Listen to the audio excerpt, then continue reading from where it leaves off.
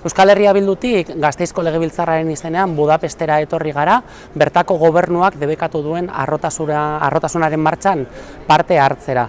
Dakizuen bezala, Orbanen gobernuak harrotasunaren martxa hau debekatu du, eta horren ondorioz, LGTB pertsonen eskubiden atzera urrats garrantzitsuak emateko arriskua pairatzen ari dira bertan. Hori dela eta nazioarteko dozenaka eta dozenaka ordezkari bildu gara gaur Budapesten eta baieztapen batekin gatoz.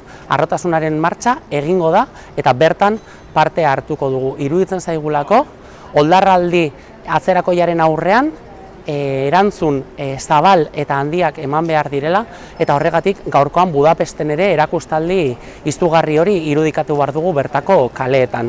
Gainera, iruditzen zaigu Euskal Herrian ere ez gaudela salbu, izan ere olatu reakzionario horrek gorroto diskursoek eta LGTB-fobiak oraindik ere gurean jarraitzen du, eta horregatik Euskal ordezkari bat Budapesten egotea importantea bada ere, are importanteagoa da Euskal Herriko auzoetako, herrietako eta hirietako kaleetan milaka eta milaka pertsona biltzea LGTB pertsonen eskubideen alde.